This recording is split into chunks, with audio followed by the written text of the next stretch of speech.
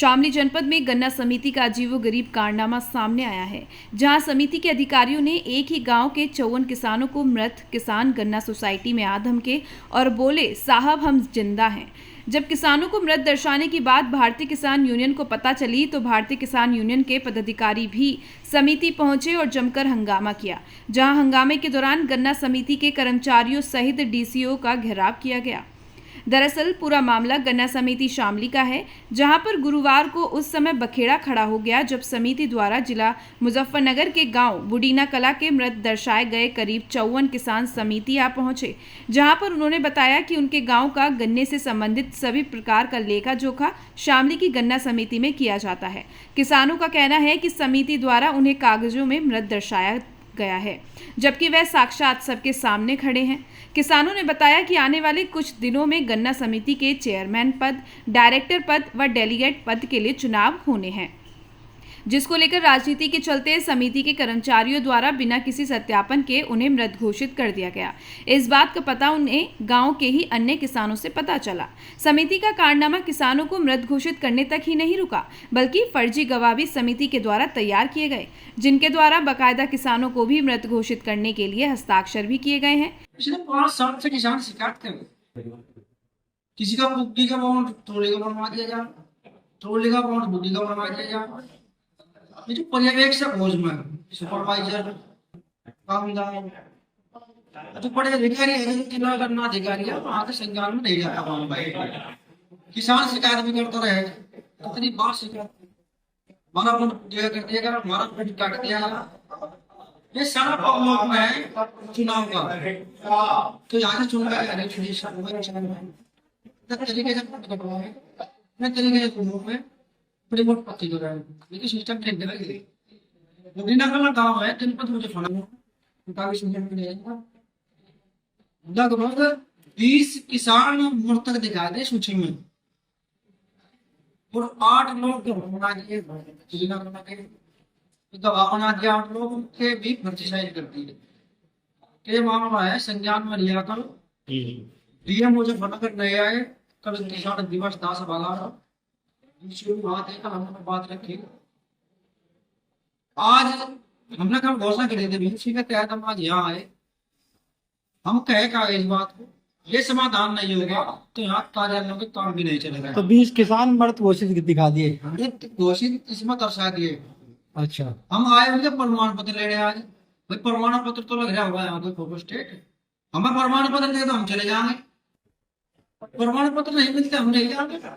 और ये समझ रहे होंगे चुनाव कम सिस्टम ये तरीके से करवा लो, चुनाव नहीं होगा जब तक भारतीय किसान यूनियन की मोहर नहीं लगेगी उसको होगा तो सब कुछ ठीक हो गया, तब तक ये चुनाव नहीं होगा। तड़ा बंद करेंगे, अगले मूवमेंट होगा टोटल ऑफिस बंद करेंगे। अभी हमने 2-3 ऑफिस में तो बंद करे, पूरा ऑफिस बंद करेंगे, पूरा डीसी दफ्तर बंद करेंगे। आंदोलन ये लंबा चलो कितना चलो, जब तक ओके नहीं हो जाएगा मामला तब तक चुनाव नहीं होगा। तो आप लोगों ने आज यहाँ पे तालाबंदी करी है, क्या ऑफिस होगी? तालाबंदी में अधिकारी को उठाए, अभी तो जिला गन्ना अधिकारी है, तो घेराव किया उनका, सुपरवाइजर है, बैठा के बीच में बैठे समाधान निकालने की कोशिश कर रहे हैं। फिलहाल वे समाधान निकालने की कोशिश कर रहे हैं। समाधान निकलने के बाद उसमें कौन दोषी रहा, फर्जी साइन किस न करे, मृतक घोषित किस न करे, जो इसमें संलिप्त है बस सब पर कार्रवाई चाहना। किसानों को मृत घोषित किए जाने की बात जब भाकियों को पता चली तो भारतीय किसान यूनियन के पदाधिकारी भी गन्ना समिति आ पहुंचे और उन्होंने किसानों के साथ मिलकर जमकर हंगामा किया, जहां उन्होंने डीसीओ सहित अन्य कर्मचारियों को अपने बीच बैठा लिया और समिति द्वारा किए गए कारनामे के संबंध में जवाब तलब किया। लेकिन डीसीओ और समिति के अन्य अधिकारी इस मामले पर चुप्पी साधे रहे। अब ऐसे में सवाल यह उठता है कि गन्ना समिति द्वारा किए गए कारनामे को लेकर इसमें शामिल कर्मचारियों पर क्या कार्रवाई अमल में लाई जाती है, क्योंकि किसानों का सत्यापन करने के लिए समिति के कर्मचारी गांव में जाते हैं और गांव में जाकर सत्यापन करते हैं, और अगर इतनी बड़ी तादाद में एक ही गांव के किसान मृत घोषित पाए जाते हैं तो समिति के कर्मचारियों की जिम्मेदारी और ज्यादा बढ़ जाती है। सवाल यह भी है कि आखिर समिति द्वारा मृत किसानों के मृत्यु प्रमाण पत्र लिए बगैर ही किसानों को मृत घोषित कैसे कर दिया। वहीं इस पूरे मामले में जिला गन्ना अधिकारी शामली रंजीत सिंह कुशवाहा का कहना है कि अभी कुछ किसान आए थे, शिकायत प्राप्त हुई थी, तभी तत्काल संबंधित गन्ना पर्यवेक्षक से लेकर के सभी लोगों को पढ़कर सुना दी गई है और जो भी त्रुटियां हैं तत्काल उन त्रुटियों को दूर करने के लिए उस गन्ना पर्यवेक्षक के साथ दूसरा गन्ना पर्यवेक्षक भेज दिया गया है, जो शाम तक सही होकर आ जाएगा। हाँ, अभी कुछ किसान आए हुए थे, ये शिकायत प्राप्त हुई थी, तो तत्काल संबंधित गन्ना पर्यवेक्षक से सूची लेकर के सभी लोगों को मतलब पढ़ के सुना दी गई है और जो भी त्रुटियां हैं तत्काल उनको उन त्रुटियों को दूर करने के लिए एक उस गन्ना पर्यवेक्षक के साथ दूसरा गन्ना पर्यवेक्षक लगाते हुए भेज दिया गया है, वो शाम तक सही होकर आ जाएगी। किस तरह की त्रुटि हुई सर, किसकी लापरवाही मानते हैं और क्या कार्रवाई की जाएगी सर जिन्होंने ऐसी लापरवाही बरती है सर? देखिए, प्रथम स्टेज है, कल उसने चूँकि जमा किया था प्रपत्र और उसने अपने संज्ञान में जो भी चीज़ें ऑफिस को उपलब्ध कराई थी उसमें जो भी त्रुटियाँ हैं तो प्रथम दृष्टया तो उस कर्मचारी को ही मतलब वो किया जाएगा, लेकिन उसने अपने सुधार के लिए तत्काल मतलब उसको भेजा गया जिससे किसी भी किसान की किसी प्रकार की समस्या न रह जाए। इसके बाद उसका देखते हैं कि कितना सुधार हो पाता है। लगभग आज 100% सुधार हो जाएगा, शाम तक अभी इसकी रिपोर्ट आ जाएगी। अच्छा, किस तरीके से सर ये सत्यापन किया जाता है गांव में जाकर, किस तरीके से सर, क्या प्रोसेस है? प्रोसेस तो इसका यही कि घर डोर टू डोर जाकर के इसका सत्यापन करेंगे और जो वस्तु स्थिति होगी वो अपना उसमें टिक करेंगे।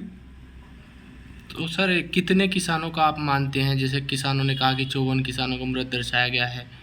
जो पढ़ के लिस्ट उसने सुनाई है वहाँ काफ़ी किसान बैठे हुए थे, उन लोगों ने लगभग 10 में तो क्लियर कर बताया है और 10 में सस्पेंस जारी किया गया बताया गया। तो इसके बावजूद भी ये निर्देशित किया है कि आप पूरी लिस्ट को एक बार कायदे से कर लो, सही कर लो। तो सर जिसने लापरवाही बरती है उनके खिलाफ क्या कार्रवाई आपके द्वारा की जा रही है?